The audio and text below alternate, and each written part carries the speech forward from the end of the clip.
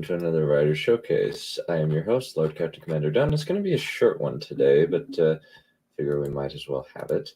Anyway, let's start things off by bringing in our secondary guest, Mr. Balerion. One moment. Gotta pick the right one. There we go.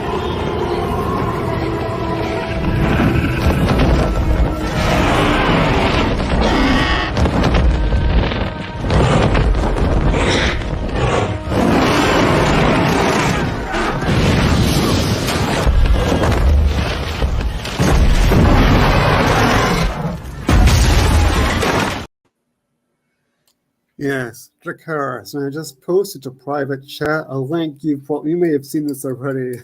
Someone's take on Drogon burning the Iron Throne and sparing Jon. It's kind of like it makes him out to be some kind of postmodern Foucauldian or something. Oh yeah, I've seen this kind of meme before. Yeah. Yeah, it's basically either he is remarkably ridiculously stupid animal, or he's a postmodern artist. Those are the two options. Yeah, he's a very what's the word I'm looking for? Very magnanimous postmodern animal. So I did a whole video once about character arcs in Game of Thrones, a very satirical one, where it's not a very good video. It's not very professional, but anyway, it's and I have Drogon. The bit with Drogon. Drogon is like this, has this whole arc, and he's like actually the main character of the entire thing, and it gets very deep. Clearly. Thank you, Professor Drogon. I love that. Yeah. Oh, that's funny. That's very funny. Yep, it's still funny. Like 2 years, 3 years, 4 years later. I don't know how many years. Oh, definitely. It is so funny. Yeah. Definitely. We're the best. Yeah. All right. I believe that you are up, sir. Okay. Let me just see what's going on here. There's a new man. Oh, that's probably YouTube. So yeah, that's what that is. Okay. All right. Let's see. Where were we in Count of Monte Cristo? They had just arrived. Count of Monte Fato. They just arrived on the island. He and these various smugglers. And half a second, I'm going to get some water.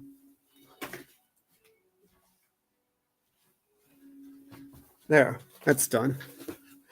And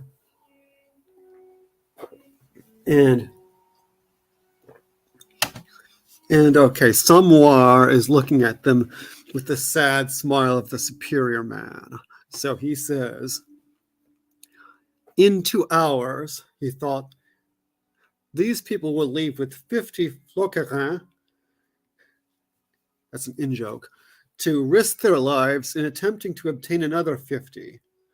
Were they to receive 500 floquerins, they would spend them with all the pride of our Farazon in one night in Rivendell. Today, hope impels me to despise these riches, which seem to me to be the deepest misery. Tomorrow, perhaps, disappointment will move me to envy their misery. Oh no, cried Samoir. The wise and infallible Frodi will not have erred in this one matter. And it were as well to die as to live this pitiable life. For Damges, who 3 years ago desired only liberty, had already had enough of it and aspired to wealth. The fault is not his, but that of Eru, who has given us the strange gift that impels us never to be satisfied, but always to strive for more. Be indeed beyond the circles of the world, or merely in one of these 647 bordel of Brie. Oh, you know what I should do, though? Sorry. I should share screen. Sorry about that. And yeah, pardon the brief interruption. There we go. Share. Is it working? There. Thank you. There we go. Let's see. However, on a path lost between two columns of hallucinogenic mushrooms, and where, in all probability, Beferred foot of Hobbit had never trodden, Gomges arrived at the point wherein he supposed that the glittering caves of Montefato must have existed. For he beheld certain rocks bearing a vague resemblance to the Pokemon feared by our superstitious ancestors. From time to time, however, these signs disappeared under the mantle of the mushrooms and groves of cannabis that flourished there, like one of the gardens of Harad Argimilzor. In due course, the signs ceased altogether, coming to a halt before a mighty stone that stood like a finger of destiny, the 20th rock. What is even that? What even is that? And now, he cried, remembering the story of the dwarvish fisher Pedro at the gate of Khazad-dûm, open Cantaloupe.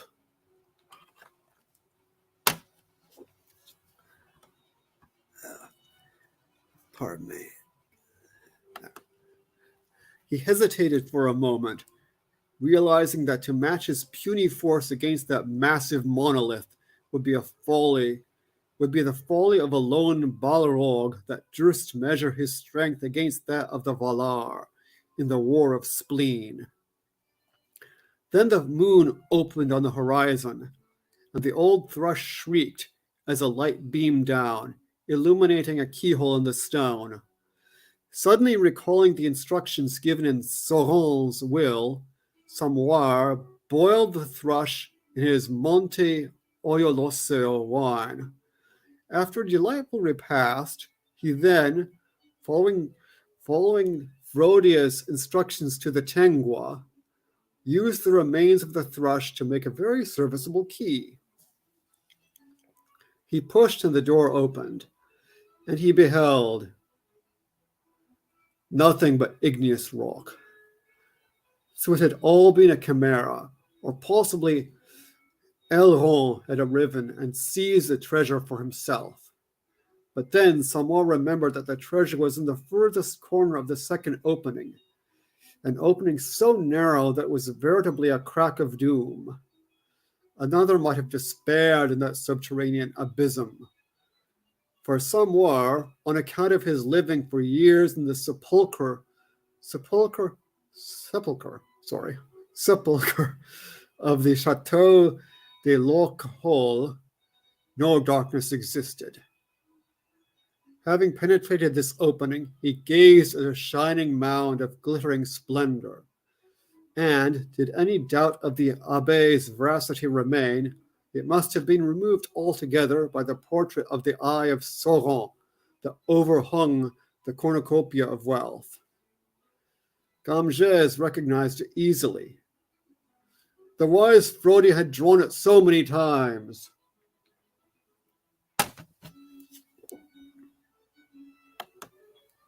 He reached down and found a very large white gem.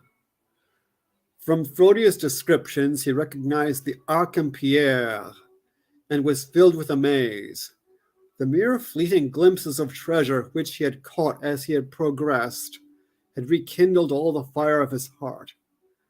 He ran his course through the caverns with the trembling exultation of a man verging on madness. After being duly impressed by the umbrella set with the Nauglamir, a large gilt flagon of Entdraft, which, as everyone knows, serves as an excellent companion to all kinds of escargot, a coat of elvish mail, the Tarnhelm, Gurton the talking sword, 3 rings for the elves, 7 for the dwarves, 9 for mortal men doomed to the trépas, and 4 out of the original 7 palantiri, he beheld the heart of the treasure, the One Ring. Following the thread of inductions, that thread which, in the hands of the Abbé Frodiat, he had seen guide the intellect so ingeniously through the main-gros of probabilities, he soon divined the nature of his discovery and its implications for his plans.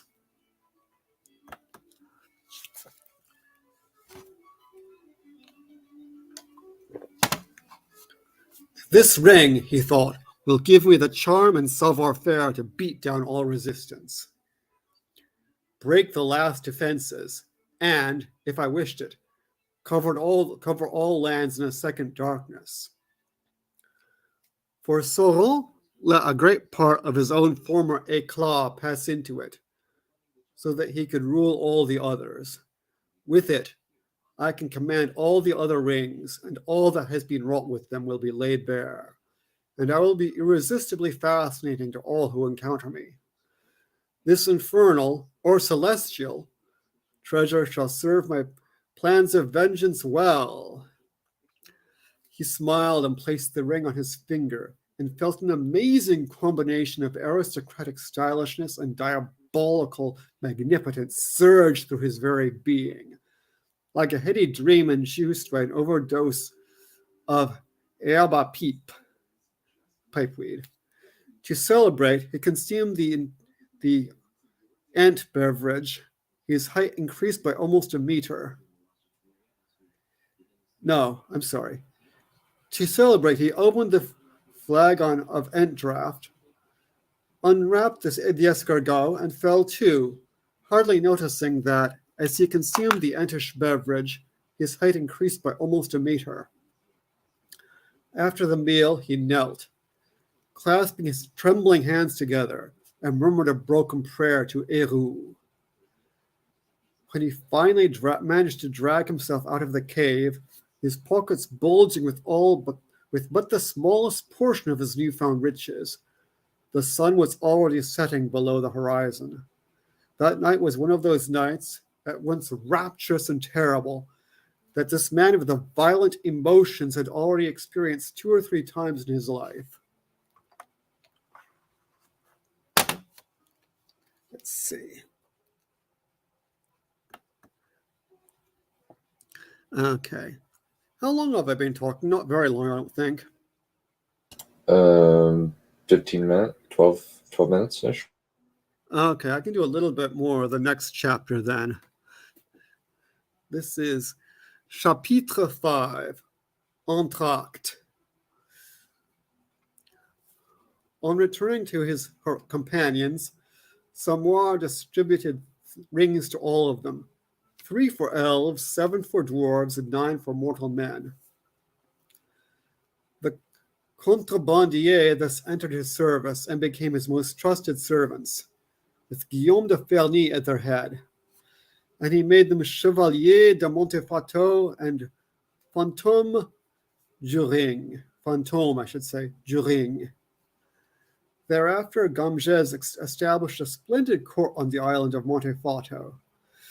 After receiving a complete makeover that rendered him both unrecognizable and incredibly good-looking, he traveled throughout Terre Moyenne, especially Le Harad, where the stars are strange and the Seralia, the harems, are stranger. And he picked up such charming Soudron habits as opium and slavery. He went in many guises, and won renown under many names, as Frodiat had foretold. He rode in the host of the Rohirrois, and swashbuckled Gondor by land and by sea. In the guise of Albert le Moupé, he even penetrated the forbidden city of Escargot.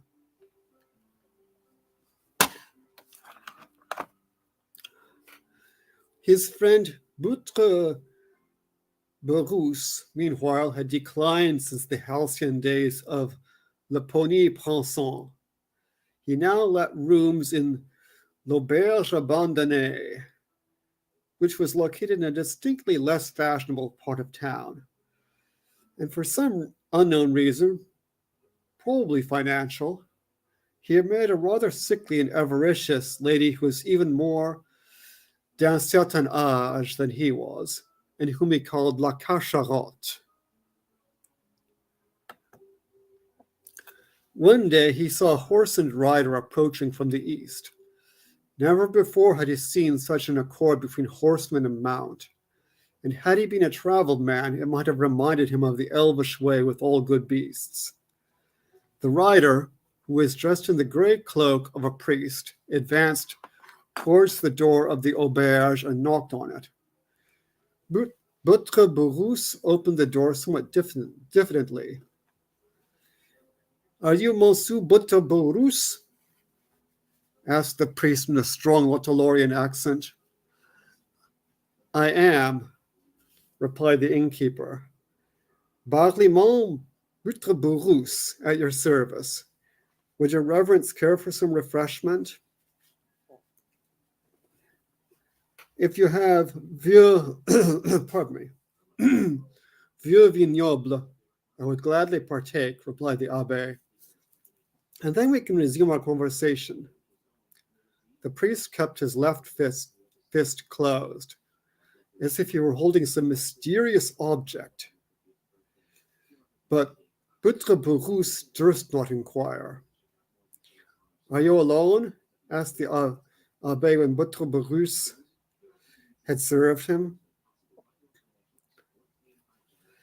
Yes, monsieur, unless you count my wife La Cacharotte, who is unwell and cannot aid me in much, save in eating. I am not rich, monsieur, but que voulez-vous? It is not enough, to be honest, in order to prosper in terre moyenne. The abbé gave Votre Bourrousse a piercing glance and said, sooner or later, I am firmly convinced, the honest man is recompensed and the wicked punished. It is your state that makes you say that, your reverence. For you abbés need no mushrooms, replied the innkeeper bitterly. You're wrong, replied the priest, and perhaps I myself, tout à l'heure, will prove the veracity of my statement to you. What do you mean? Asked the innkeeper. First, I must verify that you are the person with whom I am concerned. Did you know a sailor named Gamgez? Gamgez? Did I know him? I should think so, le pauvre Samoir.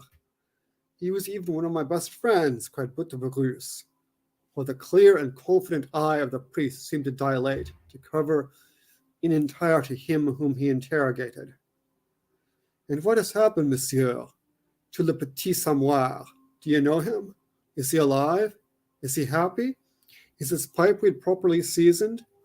Is he bound up with the fate of Ardagh? He died in prison, more wretched and desperate than the orcs who labor in the salt mines of Maury, replied the abbé.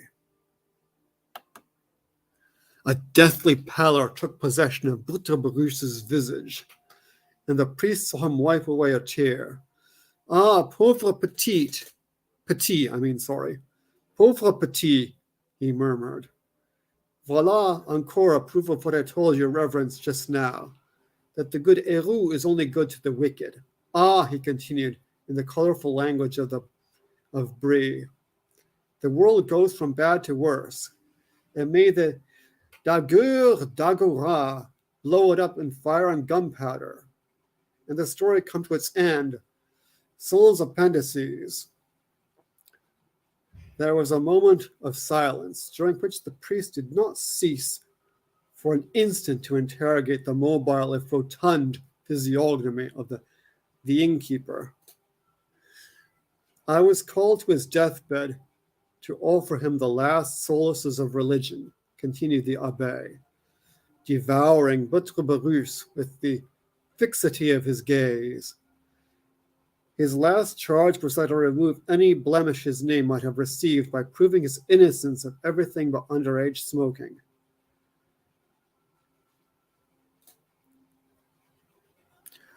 A rich Vauredroit, or bonhomme de neige, that is a snowman, who shared part of Gamgez's imprisonment, possessed a silmaril of great worth, which he left to Gamgez, who in turn kept it a secret. For, should he ever be freed from prison, his fortune was made. Is it of great value, then, this silmaril? Everything is relative, replied the Abbé. It is worth less than the entire Ciré and everything in it, but more than Brie. However, you yourself will judge of its value, for even now I am holding a silmaril in my hand. He slowly opened his left hand and exposed to Butterberus's marveling eye a thrice enchanted globe of crystal by immortal gleam illumined, lit by living splendor and all hues essence, their eager flame. I am Samoir Gamgez's sole executor, continued the priest. I had 3 good friends and a fiancée, he told me. One of these friends was Butterberus. Butterberus trembled. The others were Sackville Danglars and Pipon de Tuc.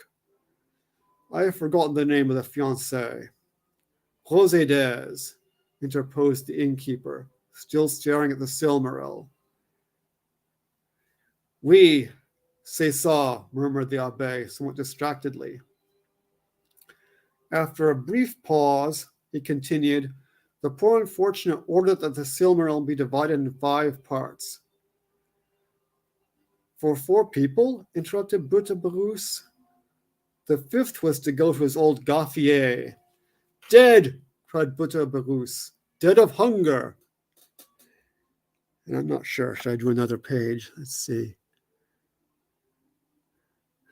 Of hunger, cried the priest. The vilest animals do not die of hunger. The orcs in the southern deserts do not die of hunger, though such viand be not for us.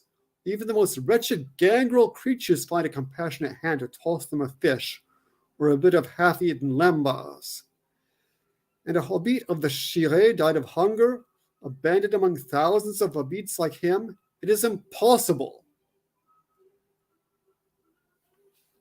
Monsieur, neither Rosé des nor Marie, Samoir's shipowner and patron, abandoned le vieux Humphar Gamgez, but that Pipon, whom you reference names among Samoir's friends.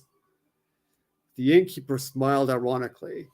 And the rest will have to wait. Ha ha ha.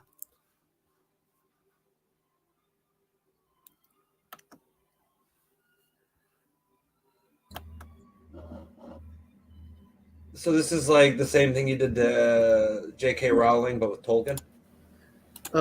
Yes, but it's a slightly different thing because this is combining Tolkien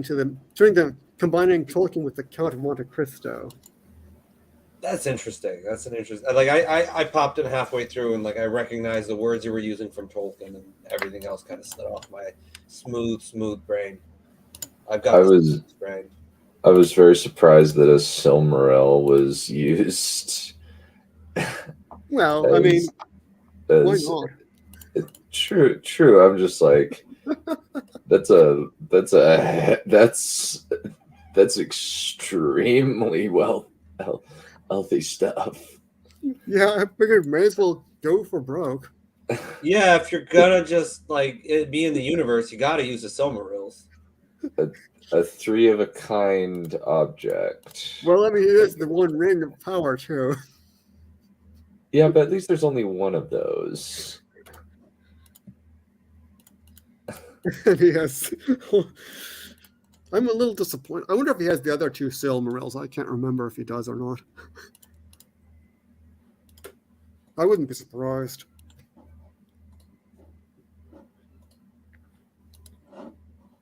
So, yeah, the sense of humor can be a little obscure at times, but hopefully some of it comes through. All right. Yeah, my ability to focus isn't great. Go ahead. What were you saying? No, I was just about to say that I just like hearing the little references from the book here and there. Yeah, I've got random Tolkien references scattered throughout the whole thing. And the basic story is basically the same. Up to a point, the story is basically the same. I changed a lot of the ending is different, but most of the story is the same apart from that. And of course, I cut some things. Makes sense. So Yeah. you mentioned that you didn't really have anything to present. That's correct. I mean, yeah, I could do a chapter of my Ramayana thing or something. Like, I'm hesitant to do just a random chapter, but it might actually be more useful than like not. Have I done my Ramayana thing here before? Is that the one with the? It's not the. Is that the Monkey King? It's not the Monkey King. Oh, okay. No, not All yet. right. So All right. go for it if you want to. Let me. All right. Opening the whole book. This whole introduction. I don't know. What do I want? Moronic Annal? What? What? It's Moroni channel. It's Moroni is one of the prophets in the LDS. Oh, Moroni. Okay. Yeah. So I thought it was funny because it says moronic Annal. Like, I think the use of moron in the whole, like, I think there's there's a significance to it that like our modern word from the 50s, moron, like, it's like, to believe in the LDS sort of cosmological view, you have to accept that people are gonna call you a moron. like dumb, right? Like the South Park, because the story, like, it's a wild story. So I think it's interesting. On, like, I don't know, it's hard for me to describe the spiritual world, but like I think there's a significance there. But it's unrelated to this. Well, at least you can be amused by it then. Yeah, no, I don't get upset. People can make fun of my religion all they want. I mean, I'm right, they're wrong. Ha. So, I have a bit of a similar view, but I very rarely put it like that. That's the spirit. Anyway, so I'm going to read chapter 2 of the Heavenly Kingdoms and Hosts, book 1 of the Hanumanayana. It's called Trials in Succession. So, as the story goes, Dasruta was the king of Ayodhya, a long walk away from Sri Lanka, where Ravana made his home. The people genuinely loved and worshipped Dasruta, and he genuinely did his best for them, according to the story, anyway. As a way of organizing society that arose somewhat organically, India developed the caste system. At the top are the Brahmin, the priests, those who interact with the gods. And below, yet also in many ways equal, are the warriors and rulers, the Kshatriya. And then the Baniya, the merchants who get people what they want. The fourth case, the Shudra, is what makes the whole system work. Upward mobility, of course, exists, but not usually within one lifetime. He had 3 wives and 4 sons. 2 of those sons are central to the story. They are Rama and Lakshman, avatars of Vishnu and Sesha, the great serpent. Vishnu, the great preserver, sleeps on Sesha's back, while his wife Lakshmi rubs his feet, and he dreams the universe. So when the gods were having problems with Ravana, these 2 took birth as Dasruta's children. They had pretty standard Kshatriya childhoods, extremely well-fed and well-taught. They had their godly little heads done in at the ashram as boys and young men. And now they're sent off with the guru into the wilderness on their first journeys to learn to survive in the wild and experience the world. He teaches them mystical arts, and they kill scores of demons. This gets the attention of Ravana's kingdom. Finally, they come to a neighboring kingdom where the princess is the most beautiful woman in the world. One tradition says that she is actually the daughter of Ravana, left on a hillside in secret by his wife, who was pissed off about his constant philandering and endless harem. Her name is Sita, the avatar of Lakshmi, Vishnu's wife, who spends eternity rubbing his feet while he sleeps and embodying beauty, wealth, prosperity, peace, and joy as she watches over the universe. So there's this trial to become her husband. And, of course, an endless line of Kshatriya are trying to pass it. You have to string Shiva's bow. While the biggest guys in the room, as you know, Indians can come in just about any size, so there's some big guys there. The biggest guys in the room can't do it. Rama, being quite balanced, is mid-sized. So he steps up to the bow, takes it in one hand and strings it in the other. He does this easily. Everyone is shocked. Who is this kid? The disappointed suitors shout in disbelief. Yeah, but can you draw the bow? Someone taunts. I bet you can't even pull the string the width of a pinky. And naturally, Rama pulls the string back, just as naturally. It being an excessively old bow, it snaps in half with the sound that literally shakes 3 entire universes. The walls of Ravana's throne room in Sri Lanka crack in the quaking of the earth just a little. An old incarnation of Vishnu, who once killed a lot of people with an axe and has since gone insane, but retains the power of Vishnu, appears in the hall and starts complaining. Lakshman, loyal brother that he is, and incarnation of a snake, gets into a fight with the old avatar. The avatar threatens to kill Lakshman for his impudence. So Rama draws his own bow and says something to the effect of, I will either take your life or your glory. Choose, old man. In classic anime style, you see Rama's resolve in the straightness of his eyes and the deep blue in the air around him and shining out of his skin, an indigo glow. And around the intruder's circle eyes, a pale shape, sharp red, as he pauses before answering. Lines of fear and shock shoot out around him. His angry old man, Parashurama, once a god, chooses that the glory be taken away. So Rama shoots an arrow into some subtler plane and somehow destroys the glory of the old man with it. The old man wanders away pretty much empty, just a shell of the godhead once filled. Parashurama wanders away as a hermit. Rama tells Lakshman to be more polite, then he marries Sita. They go back home after however long they were away, and the marriage is certified in Ayodhya, Rama's kingdom. Everyone's all excited that Rama has a beautiful wife. None of his brothers are jealous. They all love him. Then Bharat, the son of the youngest wife of King Dasarutta, goes off to a neighboring city, perhaps in search of a spouse of his own. Around this time, Dasarutta starts to feel old, begins showing signs of heart failure, and decides it's time to name his oldest son, Rama, successor to the throne. The old nursemaid, who has cared for the youngest wife since she was a child, starts scheming. She goes to the youngest wife, whose name sounds a lot like all of the others' wives' names, and tells her that when Rama is made king, he will kill her beloved Bharat. She doesn't believe at first, but the old lady is very persuasive and already has a plan. You remember how you carried Dasarutta off of that battlefield at one time? He promised you 2 boons. Here's what you do. And so, in tears, the youngest and most beloved of the king's wives comes to see him. He tries to comfort her. It doesn't work. She makes 2 demands because he owes her 2 wishes. One, banish Rama for 14 years into the jungle. And another, make Bharat the new king. And though the king argues, she will not change her mind. His heart is broken, but he calls Rama in to see him. Disobey me, he begs. But Rama cannot be a good son and disobey his father. Start a revolution, his father screams.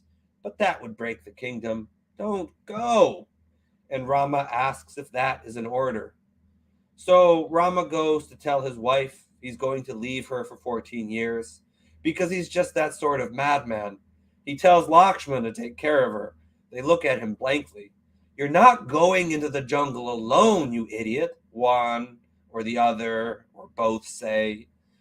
You have not been banished. You should not suffer. He argues that marching off into the wilderness by himself is the only rational decision. They ignore him and start packing their things. And that's chapter 2. This is the most complete work I've done. I don't think I've read any of it in here before. What do you guys think? Thoughts? It's interesting. The only like bad necessarily thing or weird thing I would think is anime style.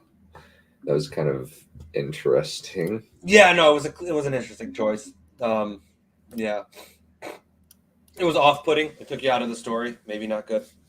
Yeah, I was like, seems There's like odd. yeah, like in the previous chat, it's like every once in a while I break the fourth wall subtly like that, and kind of intentionally throughout the work. At least early on, because like I think what it is like I'm trying to get all the boring stuff out of the way. Like this is just what's the word? The beginning part. What? Setup? No, like you call it like the beginning part of the story where it's like rising action or stuff that happened before everything starts. So setup, right? Setup. It's not the word I'm looking for, but I mean it's viable.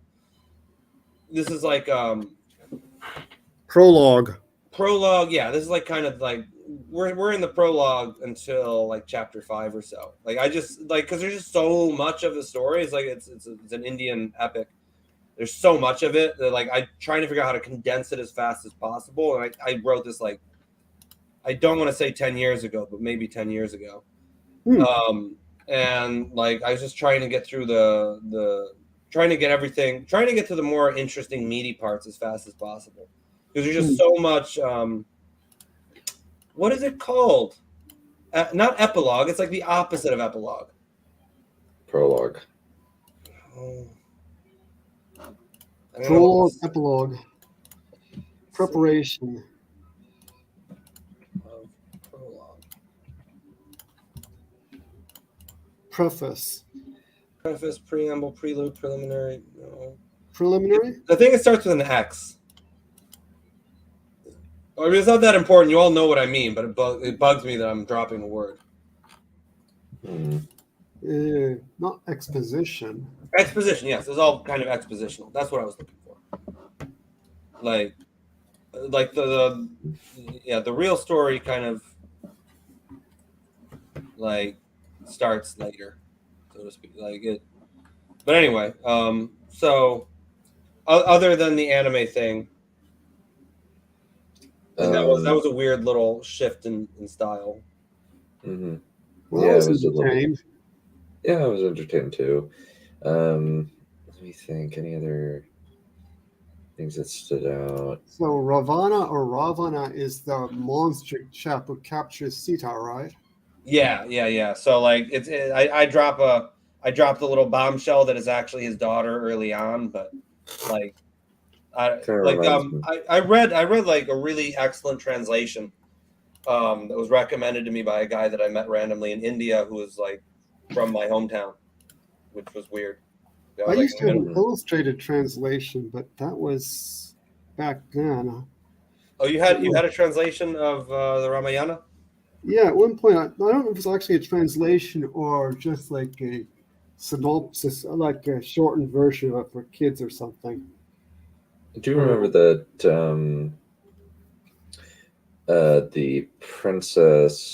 the Little Princess film had a Ramayana story in it, and that thing lived in my nightmare.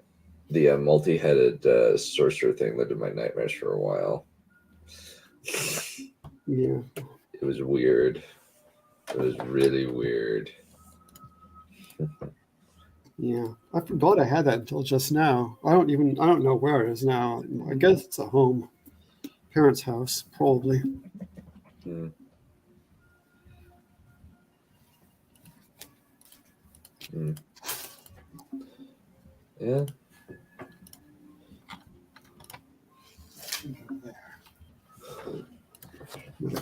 Let me see. Is it Ravana or Ravana? Let me check really quick. Oh, the difference in the pronunciation? Yeah, is it? Let me just check really quickly what the pronunciation is.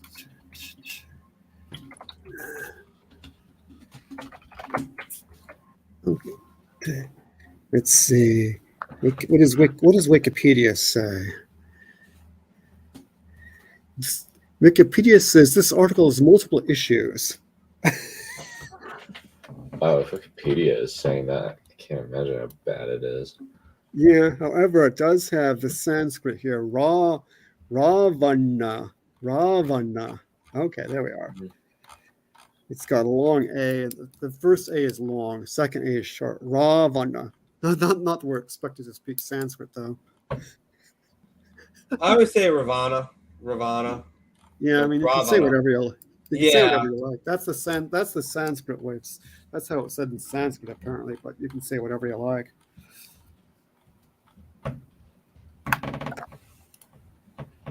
You can say Ravana if you like. You can say Ravana. Mm. Ravana actually sounds cool. Yeah, it kind of does, actually. Yeah. So that's that. So I guess we're just down to Moi. Lord. Yeah. Unless any of these other people, there's a whole bunch of people that were actually Wistia was supposed to come on, wasn't he?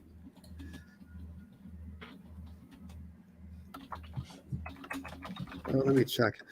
There's a bunch of people there were a bunch of people who were tentative, and there was one yes, and a bunch of tentative people. Yeah, the writing group's like suffering a bit lately. Yeah, I just haven't had the feeling to do it. I'm glad I came. What were you saying? Sorry. Yeah, I mean there are scheduling problems. Yeah. Yeah, I gotta.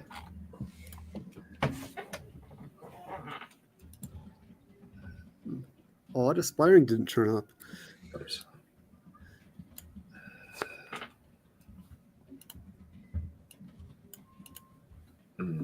Lucia was a yes, but I think he wasn't. I guess he wasn't able to do it after all.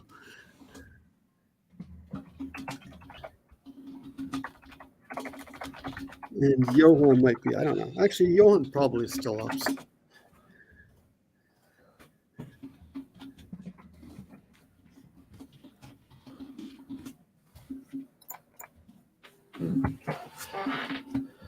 Okay.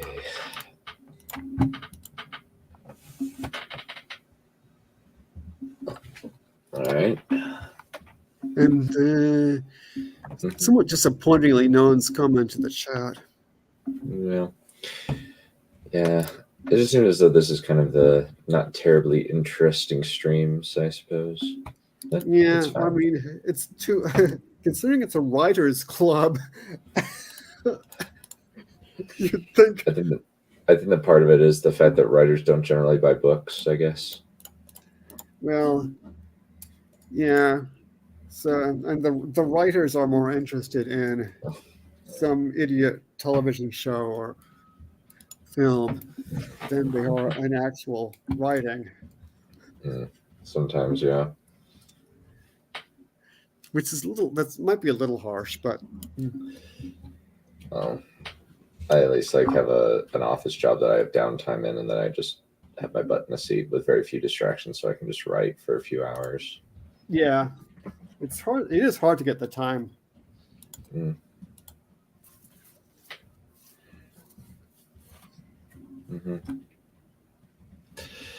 Alrighty, so this is going to be chapter 15 of the second Dragonstrife. Basically, what has happened up to this point is that the kingdom is now in civil war.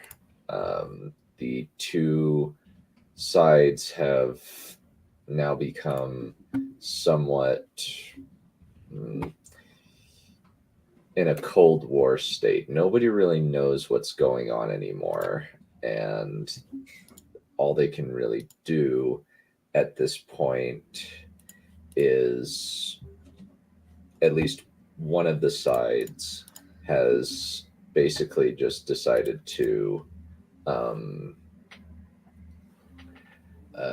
hide and regroup while the other one rests on their laurels. So, Which side is Shard on again? Shard is on Chimera's side. He's on the side that's ostensibly the winner because they hold the capital and the largest army. Okay. Apparently. At least the largest army in the field, since Bale has now been Robinson Crusoe'd, essentially. On Bale bailed. Indeed. Bellerophon did indeed bail.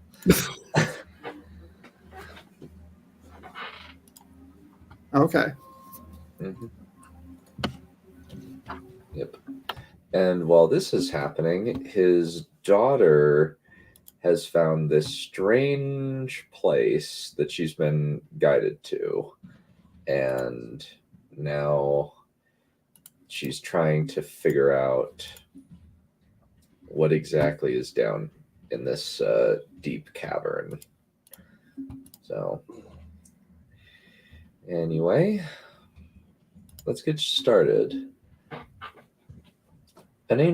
Chapter 15, an ancient enemy made new ally. The new stone house they've been constructing out of chiseled rock stood firm.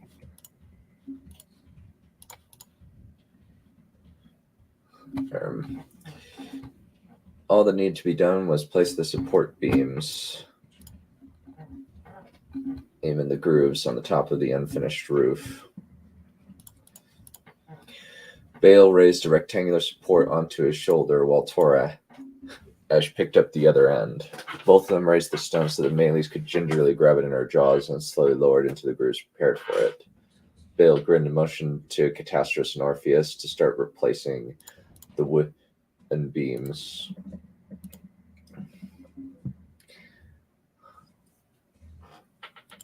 The two dragons made their way to the beams that had been carefully carved to slot into each other to allow for excellent weather protection.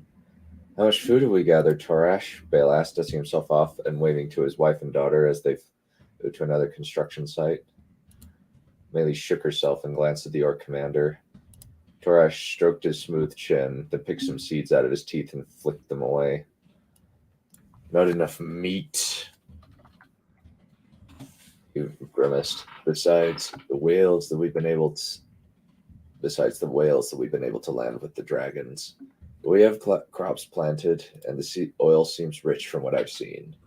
We just have to hope that we get no storms or other freak accidents. Hopefully, nothing like that happens, Bale remarked, grabbing his soiled shirt and wrapping it around his sweaty shoulders. This place was hot. Very hot. Not just as the volcano near them, but the climate was hot, wet, and muggy from being so close to the ocean. When do you think we'll be able to try sailing? He paused when he saw a storm gathering around the island. Not blowing toward it, encircling it was more like it. Torash saw Bale's stunned expression, turned his brutish face to see what was going on and grimaced. Booganashers! He cursed and made a sign against evil, thumb and pinky extended it from a tight fist against his chest. Bale instinctively translated the orc speech into bloody dark magic. I'll make sure the ships are taken care of. Bale leaped onto Meles' back, the silver dragon clawing the ground before spreading her wings and throwing herself into the sky. For some unnatural reason, the storm formed a perfect circle around the island and didn't close in. Still, Bale kept flying Meles to the large bay where the ships were being docked. The soldiers stationed there had built a small harbor shanty town over the past few weeks, mostly because the dragons were needed elsewhere to construct living spaces for the city people who'd be farming. It also helped that many of the unnecessary people were staying on the ships until the shanty town or the main settlement were finished. Meles encircled the closed bay a few times before descending to the nearest dragon carrier, her silver wings catching the light of the sun shining down on them. How is it still clear in spite of the incongruous clouds surrounding the island? Bale had no idea. My prince! The captain ran down from the poop deck as Bale slid down his dragon's back, waving his telescope toward the storm. What kind of new sorcery is this? He asked, continuing to gesticulate at the Tempest enclosing the island without making for further momentum. I don't know, Bale admitted. We should and assume that it'll stay like that. Drop all anchors on the larger ships and get the smaller ones beached. We don't want them getting damaged. We're trapped here, even if this is protected from most storms. Bale thought as the captain began barking out orders to signal to the other ships. But how can I make sure that we don't get waves? He pursed his lips, then climbed back onto Meles and flew toward the gap in the mountains surrounding the bay. All right, girl. Bale leaned forward, taking a firmer grip on the saddle. Show them what you can do. With a shriek, Meles blasted the sea with her ice-cold fire. Instantly, the water froze and went downward, a rock-hard glacier forming from the strange, icy breath of the dragon. Over and over, they created large glaciers and moved them toward the gap, forming a large protective barrier that would keep waves from coming in and dashing the ships against the rocks. Finally, the barrier was constructed, but it didn't matter since the storm remained encircling the island without closing in on them. What kind of strange hell is this place? Meles thought as they wheeled away from the gap back toward the shanty town. The men working on constructing in the docks waved to Bale and Meles as they turned away from their work. How goes the labor? Bale asked, leaning down in his saddle, not wanting to get off when he was likely to be up in the air in moments. It goes well, sire. The lead orc pounded his chest proudly. All the temporary buildings have been constructed, at least for the workers, but we've only begun on the docks. I'll start bringing over more woods for you to start carving. Bale nodded. And if we're going to be here, then we'll make it at least bearable. The soldier nodded and saluted, quickly backing away as Minnie spread her wings and flew into the air. You're getting better at being a leader, his dragon purred into his mind. Don't have to worry about all the complicated things I used to back home. Bale shrugged and started scratching the base of her neck close to him. The silver she-dragon shook herself and descended toward one of the trees, then eyed one of the trunks.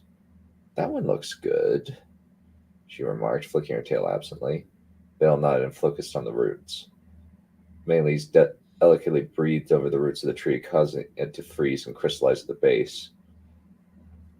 With a single savage movement, Meles spun and slammed her tail into the tree, causing it to topple over. One down, 5 to go, Bale sighed. 5 down, 1 to go, Shard thought as he exited his guild master's hall. He had been working to get support for their support in the new venture of Irene's Canal, mostly in terms of workman equipment and other resources. Rubbing his forehead with a gloved hand, Shard walked toward the final appointment. After dealing with the iron workers and the carpenters to take care of machinery that would dig canal, general mining workers to remove the debris, the soldiers to defend against any attacks, and the animal caretakers for the Mavics, visiting with some strange new group that he had discovered some new mining technique that they refused to discuss via any means, but in person, Shard felt like he could do with a bit of amusement. The manufacturer that had contacted Shard was based out of a small warehouse, clearly not a wealthy one, but he had sent no less than 6 different letters. So Shard couldn't really pass up the chance to see if this person was just mad or perhaps they had something of value. As soon as he got near, a strange, acrid smell assaulted his nostrils, a very unusual stink that Shard had never smelled before. Ah, Lord Fist! A man in smoke and ash-stained leathers, of all things, rushed out of the warehouse, the acrid smell wafting in front of him like a cloud. He had a pair of thick glass goggles over his eyes and a thick, bushy blonde mustache, though incongruously his hair was black speckled with brown. However, it was hard to tell what was natural and what was the result of the ash. I'm so glad you've seen my message.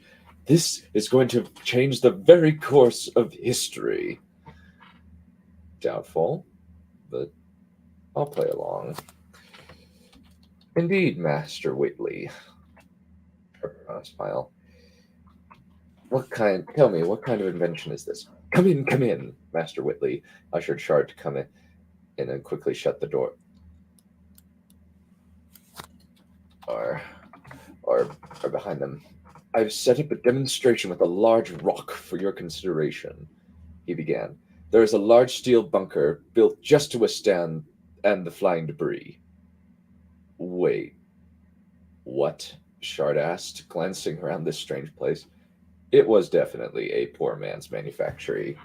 There were a few apprentices, each with a hammer strapped to his belt. In the center of the room, it appeared that Whitley had constructed a large steel box on the soot-stained floor.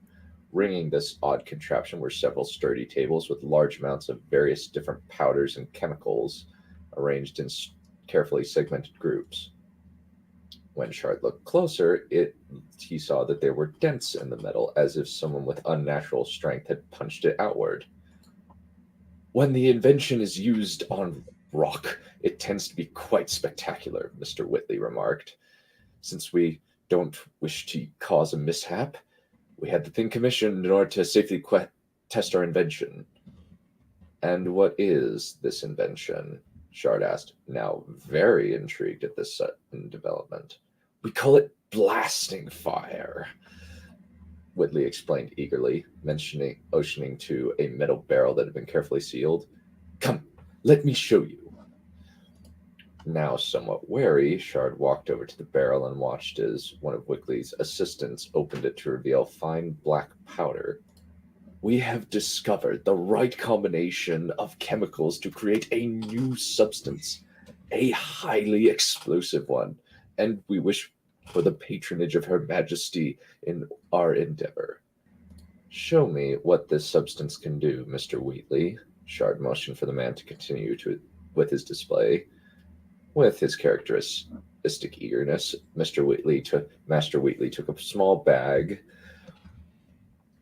and scooped up some of the black powder into the mouth of the sack, then walked over to the large wheel that formed the center of the metal box, and turned on the piece of the door on the metal box.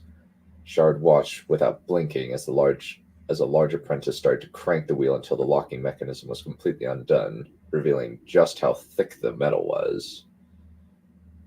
Whitley had invested a great deal into this adventure. Now, what happens is this. Shard patted the large rock that had been placed inside the box as he inserted a pack of black powder into the rock before attaching a long string to it. We feed the string through a small hole in the door, then carefully lay it along a clean streak of floor. I imagine so the string doesn't get filthy. Shard tilted his head to show that he was intrigued. Whitley nodded, then pulled out a strange box with an equally strange texture on either side. To Shard's surprise, he removed a stick with a rounded head and brushed it against the textured side of the box.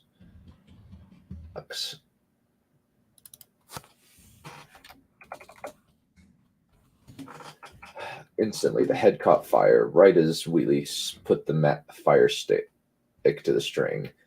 It immediately burst into flame, a line of fire running down the string toward the box. Cover your ears, sire. Whitley raised his hands to shield his ears. Not wanting to risk something of such an unknown quantity, Shard did as he was told. The explosion from within the box caused several new dents to appear inside or on the outside and sent out a large bang. Slowly, Whitley uncovered his ears, which indicated to Shard that he could do the same. Come and see. Whitley motioned to his assistant and started cranking the wheel. Shard's eyes widened as the door opened to reveal that the rock had been shattered into pieces as if struck by a massive hammer.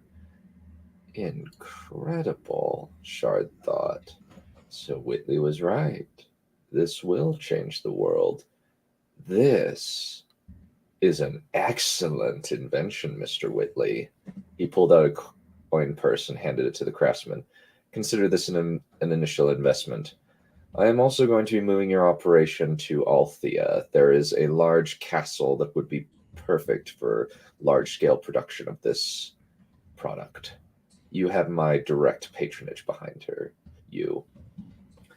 If I can control the flow of this invention and possibly make weapons out of it, then the entire kingdom would be at my mercy. Thank you, sir. Whitley bowed and accepted the bag, grinning from ear to ear. I look forward to all the good this can do. Mining is going to be easier. This new canal will be made much sooner, saving the crown thousands. And will provide me with a weapon that nobody can match, Shard thought, eyeing the remains of the rocks and the dents that the exploding rocks had left behind. What could he do on the battlefield with this? Let's change the world with this. Shard clasped his gloved hands behind his back and allowed a small smile to cross his face. Persephone and Cerberus prowled deeper into the mountain, the massive cave system extending outward around them. We're getting closer, Persephone. A whisper as they entered a large cavern with a hole in the center leading down deeper into the depths of the mountain. Cerberus spread his wings and glided down the hole, gradually descending toward whatever was down there. Whatever was pulling them deeper into the mountain was getting closer and closer, though how anybody could reach this place without a dragon was a mystery. Maybe that's the point, Cerberus thought, as a dark red light appeared from below them. Nobody who didn't have a dragon could reach this place. Finally, the two explorers emerged into a massive domed cave, the floor filled with red-hot magma, save for a black stone hill in the center with an enormous tower which looked to be made out of steel, like a crown raising from the rock formation. Letting Cerberus fly on his own toward the tower, Persephone examined the structure. It was very different than Minundrakar. The structure looked more like an abandoned tower in the middle of the forest north of Hammerhand Keep. Solid metal with spikes emerging at carefully planned points up and down the wall. When they got closer, she saw that the entire building was shaped like a starfish that had most of its limbs cut off, creating a sense of incompleteness about the structure. Cerberus flapped his wings and increased his pace toward the building, the magma below them bubbling and roiling. They landed atop the hill in the spot near the bottom of the tower, and Persephone was shocked to see just how big the spire of metal was. It extended high above them, about as high as the Dragon Tower back home. It's in here, Persephone whispered, pointing at the blank black steel walls. I can feel it. As can I. Cerberus shook himself, his scales rattling against each other as his claws cut deep gouges in the rock. Growling, he prowled over toward the tower, orange eyes looking over the structure for some kind of opening. Finally, they found a large set of doors, but when Cerberus tried to push them open with his head, the obstructions stayed firm, blocking their path. Rearing up, Cerberus roared and smashed his head against the doors with the force of a battering ram. A large dent formed in the door, but the metal held firm. Seeming baffled, Cerberus shook his head and glared at the massive door. Just to be sure, Persephone checked to see if her dragon was hurt, but the hardness of his scales, coupled with how thick his skull was, prevented any more than a slight ache. Let's see if fire can open it. She patted his neck and asserted control over him.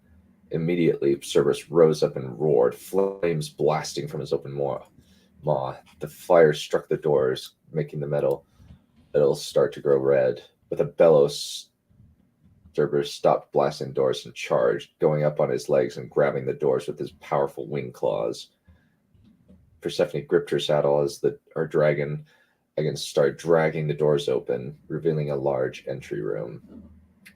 Welcome, Persephone. A swirl of mist appeared in the center of the room, a girl only a little older than Persephone, wearing a wispy red dress materializing out of the vapor, silver and black hair tumbling down her back. I knew you would come to me. What is this place? Persephone asked as Cerberus growled, fire flickering between his jaws. The girl smiled at Cerberus and walked over him, gently stroking his snout. Immediately, the dragon stiffened. And Persephone felt him relax. Satisfied, the girl nodded to Persephone and motioned for her to dismount. I brought you here because you needed to find this place. Swallowing, Persephone dismounted Cerberus and then walked after the strange apparition. Are you the pale maiden that my grandmother saw? The girl smiled and nodded. Yes, I am responsible for what happened at the Battle of the Seven Suns. She raised her hand to her cheek, revealing a small birthmark on her arm as her sleeve fell backward. I am sorry about what had to happen. I wish that I could have made a different outcome occur, but there are certain things that even I do not have the power to alter. Are you a god, then? Persephone asked. Can you help me defeat my aunt? Or even just turn her to ice or something like that? Persephone, the girl said firmly. I said I am powerless to do certain things.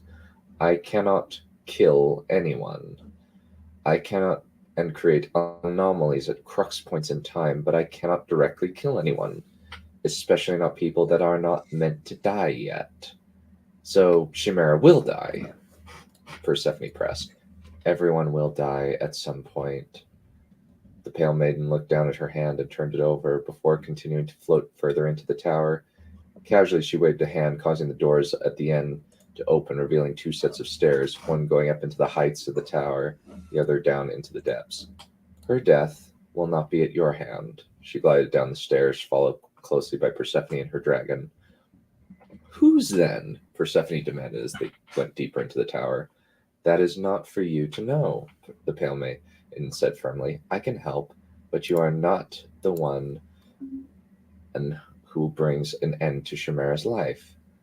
All right, what do you need me to do? Persephone asked as the heat began to intensify.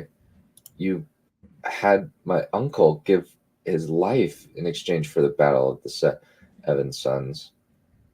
Smart question, Persephone. The pale man smiled and then stopped at the bottom before motioning toward the doors. This is what you must do. A sudden wave of heat washed over Persephone as the iron doors opened onto a lava field, molten magma washing up against the waves of the sides of the hill like water. This place is the epicenter of Echidna's power, the pale maiden explained, motioning toward the lava. She moved it here so that she could be closer to those who worshipped her, creating this tower as her personal sanctum, where those who earned her favor could come. What can it do? Persephone asked, raising her hand to shield her eyes from the brightness.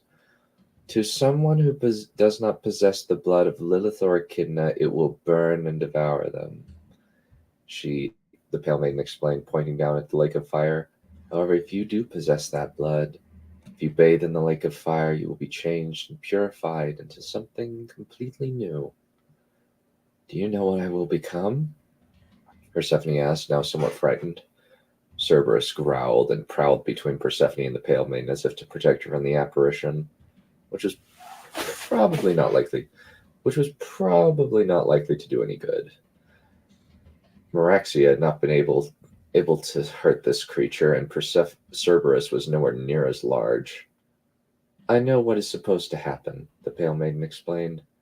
No matter what happens, certain things will proceed as they know they will, but there are others that may be changed. However, there are instructions that I need to give you in order to make sure that what must be, will be. What is that? Persephone asked. You need to wait until you are 24 years old before you can enter the lake, the pale maiden tilted her head. You need time to develop your skills, time to understand yourself, time that you can use to gain experience leading these people. 10 years? Persephone couldn't believe her ears. Chimera will ruin the kingdom. Cerberus snorted, catching her mood, but he didn't move to attack. Persephone was about to continue, but the pale maiden held up her hand, her red sleeve falling backward to reveal a frosty ripple down her wrist, up the inside of her arm that matched the flame on the other. Timing is crucial, Persephone, she said calmly. You cannot go in early. If you do, then you will not be able to manage the passions that will overtake you when the power takes hold.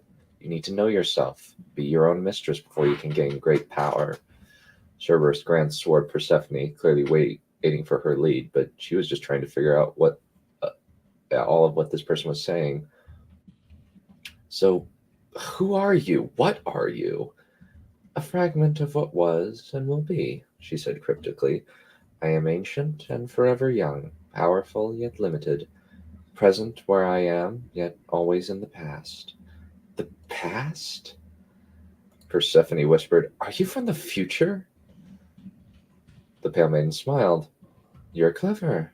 I didn't expect you to be that clever based on what I've heard about you. Heard about me? Persephone shook her head in amazement. So you know everything that's going to happen. I know everything that must happen in order for the future to be secure. The apparition narrowed her eyes. You must follow my instructions. Please, just trust me. So I have to wait 10 years. Persephone stroked her dragon's neck and swallowed.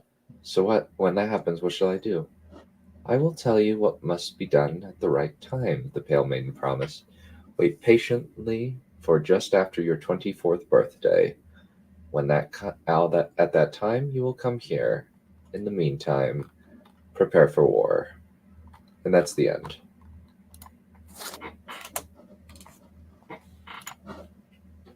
I had my mic on the whole time. I'm sorry. No worries. Well, that's pretty good. Let's see. Go ahead, Valerian. Oh, okay, yeah, so it's quite intriguing. There's seem to be three things going on. The Baal and some orc are stuck somewhere and they're eating whale. Let's see. Shard is hanging out with this eccentric foreign chap who's invented gunpowder. And Persephone has met the mysterious lady who appeared to Hera earlier on, and is learning about a little bit about her destiny and stuff. Mm-hmm. Yeah, and it's kind of the first official hint in the books that this person is just not from this time period at all. Yeah, I caught that part. She's from the future. She says, anyway. Mm. Yeah. So, yep, that was intriguing. Yeah. Yeah, I kind of debated for a while whether to bring gunpowder in or not, and I'm just like, you know what, that actually would work as kind of just a development, admittedly, and eventually they will have firearms, though the advancement of said firearms is probably not going to advance very quickly, since they have fire-breathing lizards that basically act as fighter jets. Yeah, I mean, if you have dragons, you do really need gunpowder. Mm-hmm. Well, the nice thing is dragons don't fire usually. Dragon fire doesn't usually lend itself to creating canals and stuff like that, or blowing up stuff, since we're not using Game of Thrones rules. What? The Game of Thrones is canon. Or at least not the Game of Thrones Season 8 canon. They can't just like magically appear in various places. They're not sometimes vulnerable to ballistas and other times not vulnerable at all. Or when they blow up, or when they blow fire on buildings, the buildings explode outwards from the inside. Are you people doubting D&D's teachings? Very Gospel simple. of D&D. I have a very simple answer for By an that. imp. I'm not questioning your honor, Lord Janus. I'm denying its existence. That was a good one. That was like Peter Dinklage freaking killed it every Absolutely. episode until the last season or so. Yeah. Well, Like, yeah, it wasn't so his fault, though. To be fair, he was. no. They. What happened was Tyrion died and was replaced by his stupid twin Morion. This is correct, yes. Morion? Yep, Tyrion the Morion. Mhm. I get what you're saying. You're being ableist. I guess. Well, I think we'll have to call it good for today, boys. All right, thanks, Dom. Thanks for running this. Any- I'm glad I came. Like, Thank you. Yes. Gotta make it next Yeah. week. No other final thoughts before we conclude? I wish I did, man. These days, my brain's just so freaking scattered. I can barely pay attention to my own thoughts, let alone a narrative. But Fair enough. Appreciate you guys. I'll see you All next right. week. Maybe I'll be able to pay attention better. Yeah, hopefully. The plan currently is to do either a more Count of Monte Cristo anime or maybe Tarzan, or Hunchback of Notre Dame. Let's I'll, see.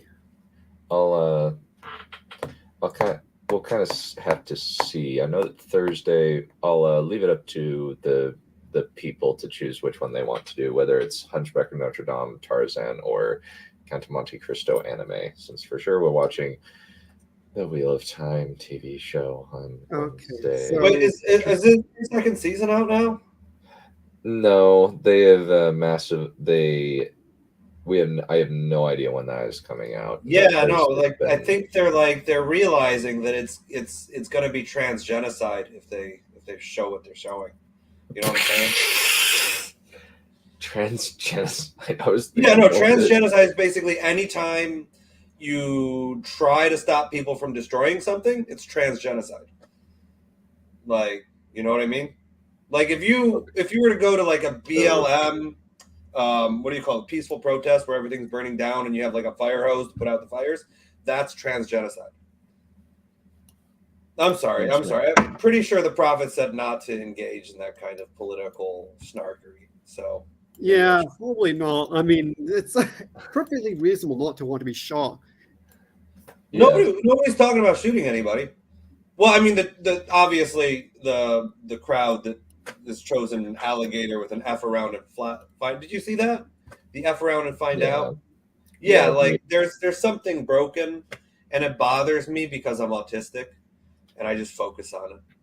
Yeah, there's a lot of kind of ridiculous things that happen during the riots that just seem like something out of a comedy movie, like a guy shooting people with a bow like he's Hawkeye. It just Wait, what? Really? During the BLM riots? At the very least, it was something that was happening during that time period. And it was just, I was like, A guy was Really? just shooting people with a bow and arrow. yeah, from Yeah, an well- apartment complex. It was ridiculous. Did he There's Stuff like carry- that, I feel perfectly happy of making fun of, because that is utterly that's like Yeah. something out of a comedy skit. That's something I'd expect to see in something like Pain and Gain, which in and of itself, Pain and Gain is ridiculous, but some of that Yeah. actually happened, which is ridiculous. McCarthy was right. I have, What to were be you saying? I have to be quite frank and say that, pardon my yelling, but people kept talking over me. I have to be quite frank and say that whenever anti-woke people get onto race, I get mega screaming cringe and get rather Yeah. turned off. I'm sorry. Yeah, I try to avoid race as well, because it's race swapping is generally just fine, doesn't matter. It's It when kind it's- of does. Like, I know it doesn't, but it does. Like, this is something that was pointed out to me. It is. So, If have it's you guys in- read 1984? Like, that's standard reading. You've all read it? No, I I've read read part The of it. Giver, and there was another book that was The Giver? it wasn't The Giver. It was something that made The Giver look even worse. It's the one where the whole town starts to gaslight this guy into not making an electric light or something. Oh, I haven't heard of that one. I can't remember what it was. I think it was something by Anne Rice, who's kind of Okay. sucks in a But lot of somebody ways. pointed out to me that what they're doing like in Britain, they're setting historical pieces in a they're setting historical pieces and they're screwing with the actual ethnic makeup of the time, right? So this is really the party erasing the past. Think about it for a minute. Like kids grow up, like currently England has like a multicultural present, and like it was Britain in the past. Like they had their ethnicities matter, right? So I get when you say like when you hear rightists like start like denouncing other ethnicities, like that troubles me. But they have a genuine point when they say that our own ethnicities they freaking matter, man. Like right now, I mean, like I've never thought of myself as white. Like I'm second gen immigrant, so like I was born here. I've never thought of myself as white. I never liked the mainstream American culture, right? And it's like I'm the victim of a cultural genocide. Like straight up. That's like my roots are gone. That's one level of genocide. When they say transgenocide, they're talking about that kind of genocide, right? Not the actual genocide where you terminate the genetic line. They're talking about a cultural genocide. But what they're not like what nobody seems to be pointing out is that like the very enforcement of all of these rewriting of the biological rules that every society ever has had is also it's a form of cultural genocide, right? And I'm just bugged because like my actual people are being like functionally genocided right now, and it's just kind of background noise. Meanwhile, like if somebody throws up their hand at some woman that's talking about wanting women's spaces for women, if they throw up like a Roman salute, a Nazi salute, then it's over. They must be a Nazi. Whoever's speaking must be a Nazi because some Nazi threw up their hand. Like that's how easily derailed it is, and it's not right. It's not. It bothers me as a Ukrainian because we lost like 11 million people to starvation or something. Like we got genocided multiple times under the Soviet Union. Nobody cares, and all of this queer theory literally comes from Marxist theory. It's all communist. Sorry, I'm getting so I don't know about that. These might be different things, but we don't have time to get into all that. I was just sorry, man. I'm sorry. You're already uncomfortable, and I'm getting heated up. Yeah, I don't need to get into all communist. Sorry, no, this is a writer's workshop. Is for that matter. I never even find what it is. But I was going to say things like Bridgerton, but people on the left also criticize that. So you need to be aware that the left is not. I don't think in terms of left and right. I really don't. I think in terms of Marxist and not Marxist. Everyone who's not Marxist isn't a Satanist, and we're good. That's all. Uh-oh. Now probably wouldn't be a good time to tell you my father was a Marxist. No, it's okay. It's not his fault. He was confused. But like literally, if you look at what Marxism does, it takes a symbiotic organization within society, right? Where you've got like somebody owns a factory, somebody working in the factory, they're mutually benefiting each other, and it frames it as a class war. So like originally, it was just like money, and it made more sense because the people who have all the money, they're really getting way too much, right? Okay, fair enough. But then they apply it to race, right? And now like if I complain about anything, they can latch onto I'm a white man, I have no right to complain. That I've gotten it a million times. I don't care, but it's there, right? They apply it to sex, and now like the traditional role of male and female is oppressive, right? Like men are the oppressor. You apply it to freaking gender though, and now the physical biological body is the oppressor. Okay, I'm sorry. This isn't a beer hall and it's not 1930s, but I'm bugged, Fair enough. Sorry. Probably you can call it good here or bad here. Whichever. All right. Whichever. I don't condone violence of any kind, unlike the trans community, the people that are pushing for violence. I hate it. I hate it. But no, you've seen it. They're like celebrating Audrey for shooting up this school, man. It's like they're doing it. It's like a joke. It's like a joke that 4chan would make, but it's real. All right, I gotta stop. I know I'm annoying Count Balerion and embarrassing Dub. So I'm too worked up on this. I don't know why. We'll call it good there, folks. All right.